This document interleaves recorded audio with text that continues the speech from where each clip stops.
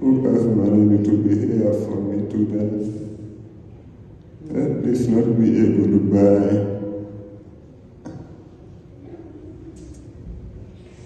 I will not be able to buy. At least not be able to buy. I love you all. First things first, that Mulezo Bamita Viany Mubiru, and Viany Mubiru ava Uganda. Uganda. Musajja Musoga. Nayenga Musajja, like he has been a young 33-year-old guy who has done a lot of things. Era abantu abasinga bade tebamumanyi nayenga is a guy that likes like being in the back seat.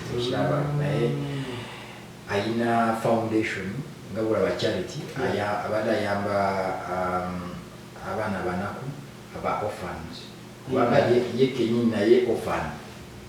He was also an orphan. So because when his father passed on, he started like supporting until when he left and went to the US. From the US he crossed over and came here. So when he got this whole cancer diagnosis from here, he kind of it took him by a very big surprise too. Wanga manyanti omubuka, like when you come enzine ensika libwe KAKALAAMU myaka jolina sawa zino is like your most productive years of your entire life. Kati this is happening at a time when he's most productive. So he managed, and he couldn't take it, of course, because remember it's a stomach ulcers. A stomach cancer. So when you get such a situation, you first of all you can't believe it.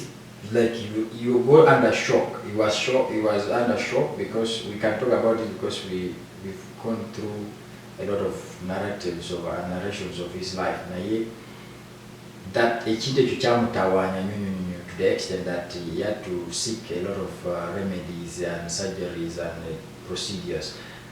Mubiru at one point was even declared cancer free. Wow. Like his treatment was very successful. It just came back like out of the blue, like because they had given him some very serious treatments and stuff. As much as the entire, like even his report, it shows that it's not bad. Then he came back at once and knocked him very heavily. So his last 2 years has not been the same. His last 2 years has not been the same. Was he already? Was really here? Yeah, he has been here, but back and forth because he first came here in 2018, and then he was always back and forth, US, Canada, until he settled in. Then of course he started his documentation. But as of now, he is actually fighting. The guy has fought. He's been fighting a lot, and the community has come through. It's always in the community can come together, never supporting him. To launching a drive, like a fundraiser drive, just to make sure that he goes back home. Within 1 day, that raises almost $5,000. Wow, that's nice. That is a very powerful thing for a community engagement. Then within the next live again we did, which was it went up to about 8,000. Then now yesterday was like the climax. Wow. Yesterday was the third portion. Yeah. But there's too many. Like he is strong. Guy is strong. Yeah, I saw him waving to people. Guy is strong. Kubanga obulumi guy oyo bwalina. Bulumi bwalina okubeera nga asobola kujjamu n'eddoboozi n'ayogera eri abantu. It's super inspiring. But the most important thing that the guy mentioned that I will not forget is he's grateful for the 33 years that God gave him in life. Bro, that thing was emotional. Who has money to be here for me to dance? At least not be able to buy.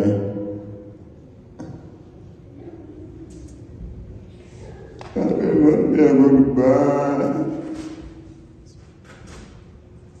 Let this not be a goodbye.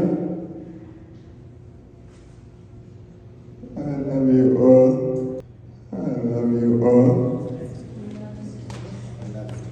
That's all I can say. I love you all.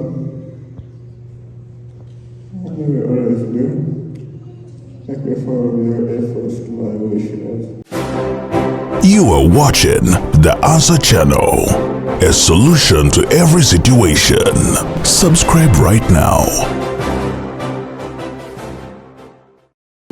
Oli muna Uganda wangalira mu diaspora, America, Canada, Australia, UK oba Germany ng'okola emirimu ebiri ku esatu wabula nga tofuna kadde kawummula oba kwebaka naye nga tokyasobeddwa lwaki ssente z'olina ku akawunti yo tezeeyongerako? Toli wekka, bangi kuffe twaveeka n'ebirooto eby'amaanyi wabula oluvannyuma ne twesanga nga tukolerera kusasula bills zokka. Tusuba okubeerako ne famire zaffe era nga tuwulira tetulina kye tuyinza kukola kukyusa mbeera eno wabula singa nkugamba nti waliwo enkola esinga eya franchise digital business ebaddewo okumala emyaka 5 mugumu mu nsi yonna esobola okuyamba okukolera ewantu wonna kasita obeera ne laptop oba essimu ssaako ne wifi nga okola n'omulimu gwo ate ekirungi nga teweetaaga bukugu bwonna bwa tekinologiya ng'ezimbiddwa okuyamba abajja ku kyeyo nga ffe okwekolera ensimbi esasula obudde bwo wamu n'ebyo by'osobwa tukutendeka ne tukuwabula ne ku buli mutendera ng'oyambibwako abantu ab'enjawulo abategeera gy'ova tetusuubiza mpewo wabula yeno sisitimu gy'osobola okutandika okuyiga leero bw'oba okoye okukola essaawa ennyingi nga teri kuwummula nga te tulina kyolaga kizivaamu nyiga mu linki eyo wansi okumanya ebisingawo okuba ku simu ya Gerard Seguya oba gwe mumanyi nga Kakalaamu The Answer ku +1647 821 8189 oba kyalina omutimbagano www.g-viepena.com. oyinza okulowooza nti tuli kwogera ku muntu akuze naye nga gayi mubuuka muto but he has been fighting his fight. I think right now his condition here is a palliative situation, but the idea is to make sure that he flies. Katate even processes Kakalaamu olaba tubeera mu mwene ensi naye there are things gye tulina okuyigira mu some situations like that kubanga sawa zino obadde okimanyi nti no tasobola kuflyinga tosobola kuzuukuka ku majja n'ogamba nti no bannange kati obulwadde aliwo ati tuddeyo Uganda oba tugende Uganda. You don't just wake up n'ogenda. Number one, tukoze gundi doctor alina okukliaringa kubanga ethics z'abadokita omuntu wagenda nafuna obuzibu n'owakuba nti ali mu palliative care wagenda nafuna obuzibu doctor abeera munanyizibwa like abeera responsible. Kati yawo doctor alina okuwandika eri airline ne banyonyola condition nga bweri airline nabo babeera n'abasawo kunyonyi kwennyini sina kunyonyi kwennyini buli airline gyolaba ku nsi nange nakakitegeera nti babeera n'abasawo abatendeke like their work they are there, like they have even nurses that are on board. Kati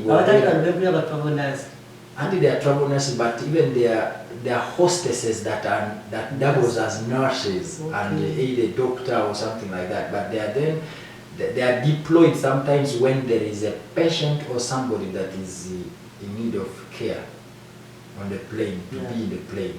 And there are those that actually marshals. They are also marshals. Kati nga bulaba omuntu webanga batwala gundi Kakalaamu nga bamanyi no Kakalaamu alina history ya violence waliwo beba deportinga abali mu nnyonyi kati government ekwatagana ne airline nemanya nti no mweno flight waliwo bebali ku deportinga naye balina history ya violence kati batekamu ba marshals in the plane. Kati marshals abeera nga ayambadde bulungi ng'atudde mu nnyonyi naye nga bwe boleeta kiberebere ng'akuteeka wansi kati ne baana basawo babeeranga bulaba any other passenger oba abeera one of the team the crew abali mu nnyonyi. So kati waliwo ba ground doctors nga bulaba buli airline ebeera ne doctors abali residential doctor nga he has to approve kati ngono Viany bayino the doctor has to approve his boarding nti ticket yes tugifunye naye okuprocessing a boarding pass yetaaga doctor's approval. Kati doctor waabwe ayina okutunulira doctor bano baba St. Michael bye bawandiise report yonna ey'omulwadde bategere nti no omusawo ogundi ono passenger ono mulwadde naye nga obulwadde bwe enyonyi bwebuuka mu bbanga jjukira mubeeramu pressure ojjukira bw'obeera mu nyonyi owulira nga pressure eri kuva mu matu owulira like there is a way you feel body really ekisobola ku affecting us. So if that does not affect the patient kitegeeza is fit to fly. If not, they have the right to say no. Era kyetulinda saawa zino saawa yonna bwagamba nti no, you know what, tetujja kugula tetujja kugenda era tetujja kugenda naye nga tulina ne contingency plans zaffe ez'okukola nti tumakinga sure nti no bwe kigaana bwe tulina other avenues okunoonya engeri gyatusobola kuddayo waka balaba abaana be alabe ne maama we. Ate with that it comes in handy because we still of course looking for fundraising to take care of his medical situation back home. Kubanga jukira ekiri special kuono nti bwatuuka Uganda, one of the most important assurances okumatiza bano ba doctor abadwaliro wano okusayininga omuntu ono okuvaayo okugenda ewaka to agree we had to establish dwaliro Uganda professional chiziri. There are specialized hospitals or centers. Olaba nga hospice Uganda. You ever heard of hospice Uganda? Olaba nga ku Colpin Hotel ngewaisa waliwo ka hospice kusenda waliwo ne machinje nayo.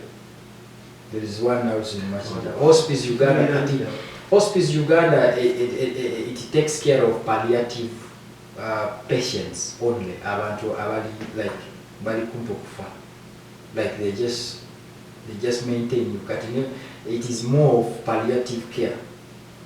Na hii kati ono kesi ye tumufunide 3 Rivers Cancer Center. Kati bada ino kugenda lesi kati gamiti no Uganda Cancer Institute oba Cancer Center. But area government tetusobola kukakasa ki, so we had to get a private cancer center. Kubanga bo babeera ne oncologists. Oncologists are doctors that are specialized in what? Situation here. Nzibu. Yeah, nzibu mu kiri mu community. For me, I thank God the community has been able to handle this situation in a much united way. There is a deliberate effort in community. There is a switch. There is a change in a way communities coming together slowly. Wow. Some of us we are taking note of this, and we've always advocated of community yet agakati what you call a leadership structure. Kuchino because kati George simanya gundi that's not structure. Association is chidebo ichawa. Kati olaba kati sawa zino of course buli omu aina right okukola ekitongole kye oba whatever the case might be, NGO whatever, that is okay. Na ye that is capturing other fronts kati government African something of let's say African Center for Refugees. They are catering for so many other Africans, right? Na ye this other community parent organization kati government churches ezo. Ne churches nazo ziri multi, like they're layered into there are many churches that of course split the community together because of their denominations and But the parent church would be Uganda Matters. Because that is strategical and specifically structured for Ugandans, right? Okay. Kati. Kati Muzei Karuhanga actually is part of the committee. Muzei Karuhanga.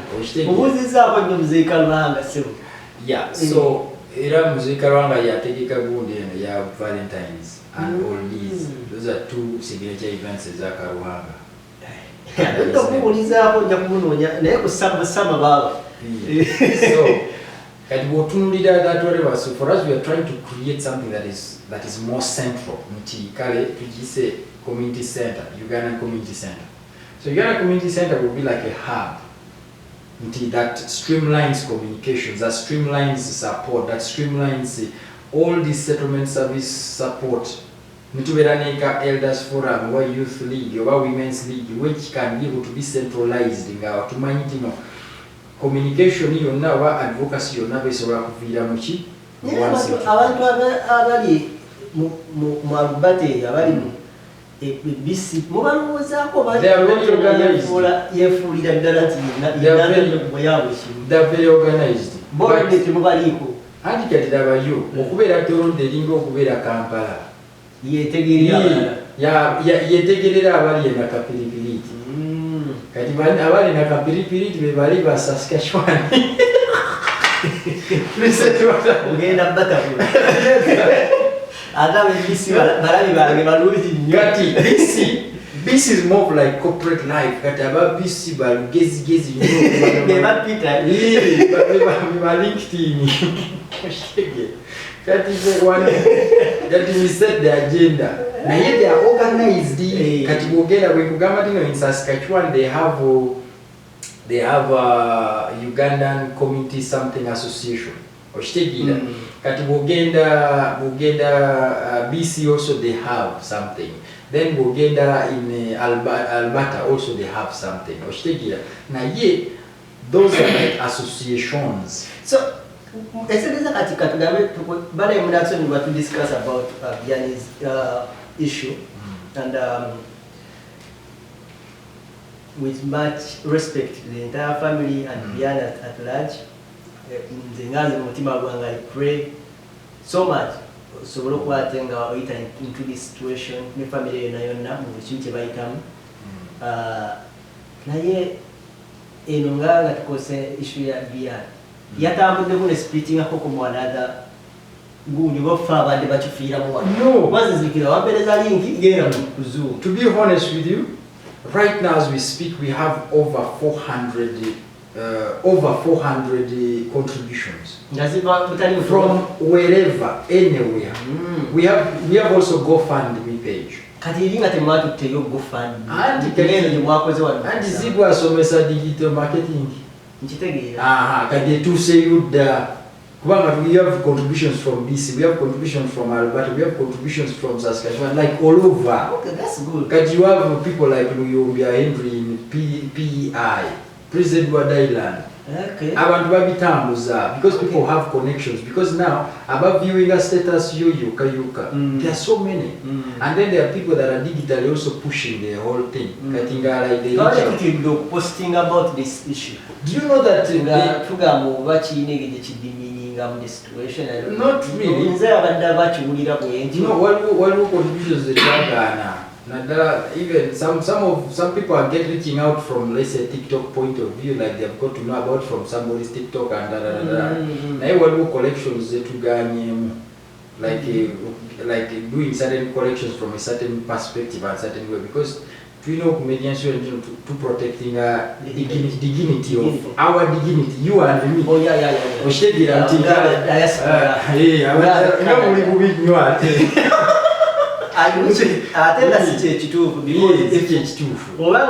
Within one day, they're collecting over 5,000. Yes. Just one day, right? That's good. Because the entire campaign you did for 14,000? It is actually more than that, but at least right now, as we speak, at least we are not badly off. Okay. Until we are going, because you see, the earlier budget was actually going to about 29,000. Wow.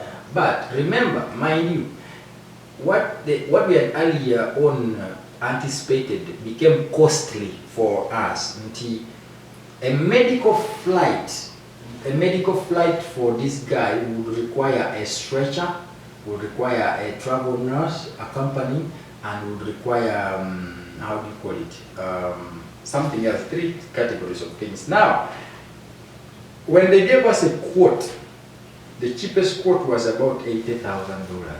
A flight Uganda. A flight, a medical flight. You get it? So that is very expensive. So we had to switch. The medical flight, yes, with a stretcher, bamuwanga bola ekitanda kye ky'omudwaliro ng'agirimu naye ng'ebeera nga it's specific to that, and that is special arrangement. Wow. Kati jjukira ennyonyi beekola sente nayo naye nga ekya community yo is the most paramount in the entire thing nti kitulaze amaanyi ga community wetukola wamu because you may never know the issue that you may have to, because remember this is coming at a time when we have just returned the body because community are contributing a sente paka ne bariturninga omuwala eyafiira wano juzi. The Saturday, the day that we launched this, we are just close to the other one. Yes, there is a lady also that actually passed on under similar circumstances. Sure. Yes, Nafila. So it's really serious, Yes, I want to. KAKALAAMU, right now as we are speaking here, community ya Uganda yongedde obungi. Abantu bangi that you take time to even know that your hobbies and hobbies are here. Nfuna bulungi. Nayenga adene waliwo ne bali aba. Ina hobby wange bamuyita Joramu ali bise yoga abayina olugezigezi. Exactly. Nange namwekangira wano mbali awo ngakubira. Kuoza ate gwalikize hobby wa kale. Kuli wano fenna. Adenge ojja kusanga nga abadde atabulamu ebya Canada. Bw'omugamba nti no watuuse sojja kuddamu omuwuliza. Back to the point ekukomyawo n'oba tulina mukumpuliza netukomyawo fenna. Yes. N'obanga muyo mutakanya. Ebintu by'okwedya akadyako ebyo nze nalabyeko the support. Yes. Era nze nakyapushye nalabye Dodo nendaba Pastor Jumba nendaba Kisitu nendaba musajja wange Maka Lugulwa nendaba musajja wa Kabaka Daphne, yes. So nalabye abantu bangi nnyo naawe mwennyini nentuya nengamba wow. So we are taking the lead just basically into communities beyond individual self.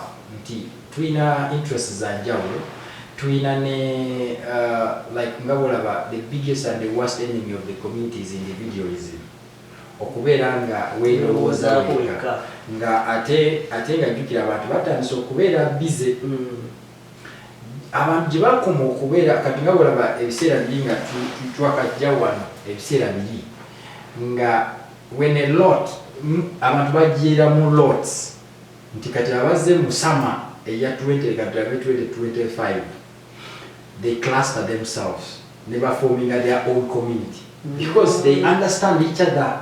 Because mwaze ne mubeera mu shelter yemu onfuna bulungi kati ne mufuuka ne mukoleetinga community eyammwe era bwe mugenda mu parties mukola parties zammwe mwemanyi kati mutandika okublendinga to the people you formed slowly and slowly. Kati the switch that we are seeing is that abantu abajja wano ne basettlinga kati temuli abantu abatono bebali idle. Kati people don't have time for too much noise. They have the time to be able to listen to certain things and like okay kati kasita nfunye empapula zange okitegeera naye kati olaba ne organizations zotuukiramu you are active only when empapula tezirimu. Bw'ofuna empapula obakubira baali nga twagala kumanya mubali kuki kikulu abantu you are wasting time. I see. Kati nga okyuka kati gwe obeera busy from Monday to Monday tulina budde bwakola kusimanya volunteer okitegeera naye kalizaawa zino bakyasobola kutwala class y'oluzungu tebasobola kutwala because you have started discovering the system. Yeah. Kati otegeera system kati as now you have discovered the system, Kati, this is where we are trying to start advocating for a purposeful community. Nendoze inakusigala inakuberanga pushing ibanye digital like kati gwa ali mu digital gwa ino pushinga side eyo kubanga kati platform ogina chensobola because the only way it's sort of reaching out to everyone through digital. Yes, ultimately, let me give you another take. Nasanzo wana mu train wiki. Wana mtoto wala bulungi nini. Ita na ate bulunga sibula bangati. Bulungi nyonyo bale jetagisa. Wala ba mtoto to wewe. Ne inategede ni ngamba. Ngana babuga bugira Uganda. Bulunga sibula banga. Kunenga mtoto buto. Andi kati kati obwala bala gabuli no solo kangula community sawa zino. Abana benaleta wano, let's say 2 years ago. N'oluzungu zibogera kati sikyalutegeera. Mfuna bulungi bw'omusanga mu banne nga bali mu train ojja kugamba nti no bano nga si bana Uganda. Okitegeera kati kitegeeza the community is engaged atya.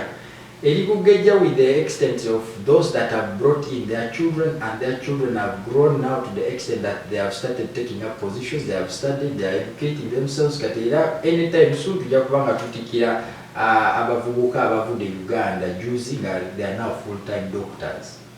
Myaka ebiri ejja. Because the community is growing to that extent. Ejjukira community tenaba kubeera introduced to that younger generation. Eyabavubuka abajja ne ba settlinga ne basomera wano ne ba okitegeera kati abaana b'abantu abajja wano, let's say in the 2000s tetunaba like we have not yet gotten introduced olaba kati bakarohanga betuogerako. They have children that are now, let's say 25 or 23.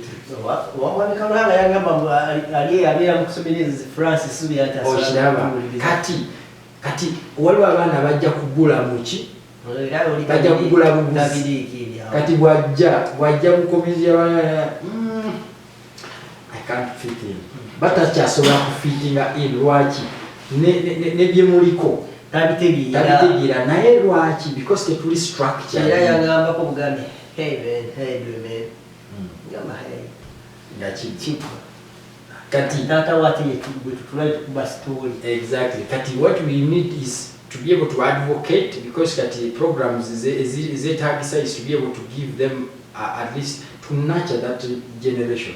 Netumanya dino wake waliwo abavubuka abali passionate about their origin. Kubanga between you and me wakati sita for them this is home. Kati mwana wange juzi yangu yalabu mzungu mu elevator nga ayine ebyevu nga alinga muzee agamba I told because for sign of respect nemugamba that is grandpa. Omwana loza teyatabuka agamba I want to see grandpa again. Let's go to grandpa's house. Ngagala kulaba jjajja nga tomanyi na gyabera simanyi gyabera twamusanze mu elevator just as a sign. Kati omwana ya resonating with grandpa grandma. Yagala kulaba grandpa agala genda mu grandpa's house grandma's house kati oyo omwana gwe bazadde wano jamu nyonyola atya bada yebimu kwege bipa mu community tubadde tuyita mu kaseera bwe katyo mbebaza mwena abadde bagezezaako okubatenga mutekinga the forefront eyokubatenga mu pushing this to happen and nkimanyi si kyangu naye mwebali ddala.